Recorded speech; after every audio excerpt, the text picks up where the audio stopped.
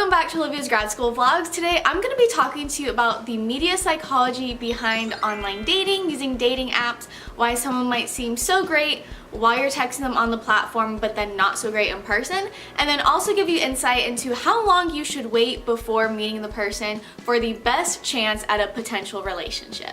If you like this video, you find it entertaining or helpful, please give it a big thumbs up and comment below your craziest dating horror story if you're comfortable with sharing that, because I think that stuff is really interesting to hear. In case you're new to my channel, let me introduce myself real quick. Hi, my name's Olivia. I'm a first-year master's student studying media effects and media psychology here at Penn State. Now, a quick disclaimer, I am a student, so while I'm pretty doggone sure everything I'm telling you is correct, it's possible that new research is coming out or I may have misunderstood something, but I don't think I did. But anyway, this is a reflection on me, not on Penn State. And then also, like any of these studies, these are the general findings. This is what they found with the majority of the subjects that they tested.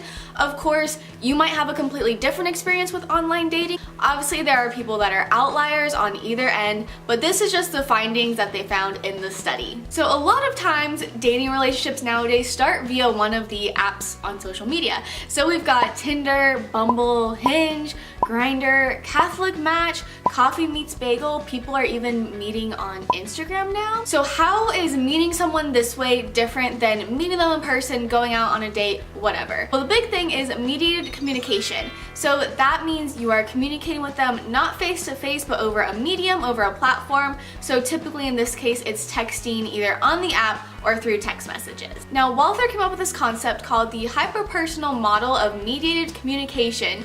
And basically what it says is that you can actually form closer ties to someone online or through mediated communication than you sometimes do when you meet someone and interact with them in person. And there are four main reasons why this might happen. First is selective self-presentation. So what does this mean? Well, when you see someone in person, you look how you look, the lighting is whatever it is, maybe it's fluorescent because you're in a classroom, or it's amazing outdoor natural light. You know, you can't really control completely how someone is perceiving you.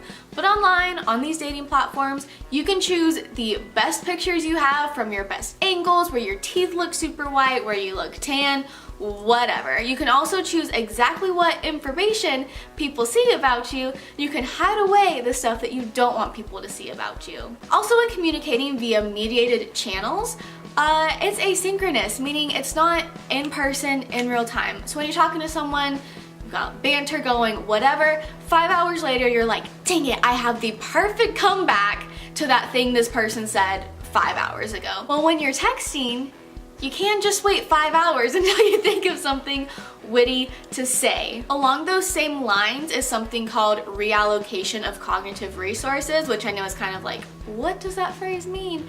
It means that it takes a lot of energy to engage in a conversation with someone in person.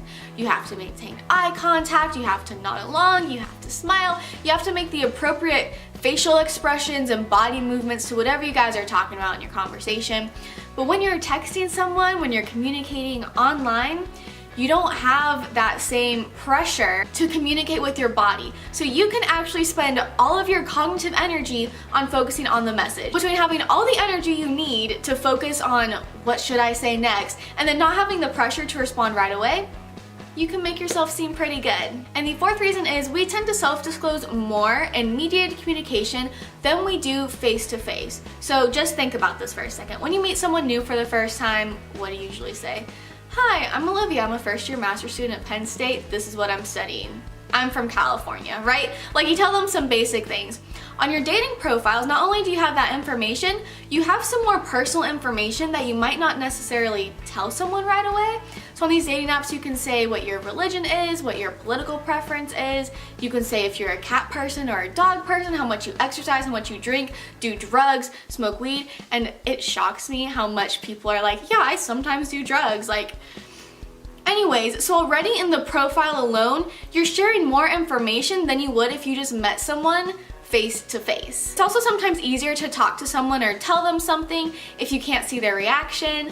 Like I said, you don't really have to worry about those social cues. So sometimes you're texting someone for a few days and you know all about their family history and whatnot, whereas I don't even know that stuff about my classmates who I've known since August, right? So you tend to self-disclose more, and self-disclosure makes you feel closer to somebody. So to cap off that first study, those are just 4 reasons letting you know how you can become so close to someone so quickly. So now let me talk about the second study real quick, and then we'll bring it back to Tinder, and I'll tell you what this means for you. So this next study is by Ramirez, Sumner, Fleuriet, and Cole, and they did a survey design study, and they wanted to see with adults who had used these dating platforms in the past and had relationships afterwards, they wanted to see what the correlation, what the relationship was between the number of days texting someone or communicating with them. In this study specifically, it was over email because they were using like dating websites and not dating apps. Anyway, communicating with them in a mediated form, how long they waited to switch to then seeing face to face, and what that meant for the potential relationship. So the technical concept / dependent variable of this study is called predicted outcome value. So after the first date with someone, they were asked to assess the potential of a relationship with that partner. So this isn't necessarily how long their relationship was, how healthy their relationship was. It was after talking to someone for this many days, what is the relationship between that and the first time you meeting them going, yes, I could see a potential relationship with this person.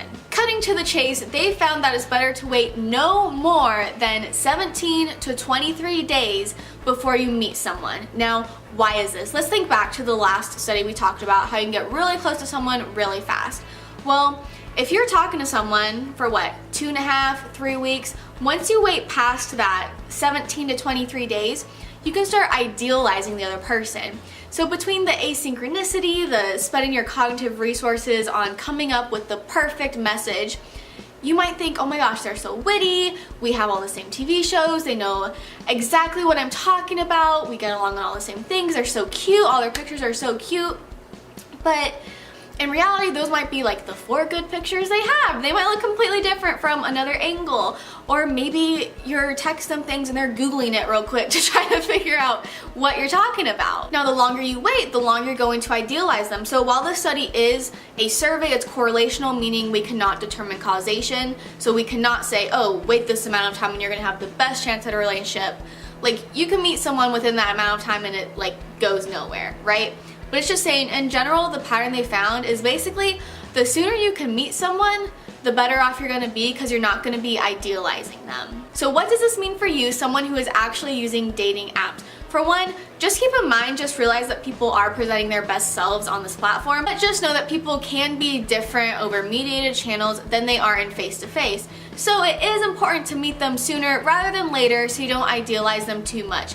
And to reiterate, they say the sooner the better. Do not wait longer than 17 to 23 days because they found that to be the tipping point of when after you met, if you met at 27 days or whatever, in general, the pattern was found that you saw less of a potential of a relationship with that person. Additionally, having more profile pics and then also communicating with someone over a couple different channels. So not only text, but over Instagram or Snapchat, whatever, which by the way, red flag if right away someone's like, what's your Snapchat? Like, just don't. But basically, the more you communicate across different channels, the closer you're going to be. So that is the video I have for you guys today. I hope you really enjoyed it. I love learning about media psychology, media effects, because I think it's amazing how I can read an article and actually apply it in real life, tell people who this is actually going to matter to. So I hope you enjoyed the video. If you want to see more like this, please give it a big thumbs up. Don't forget to comment below your craziest dating horror story. I'm really looking forward to reading those. Make sure to subscribe to my channel if you want more content like this.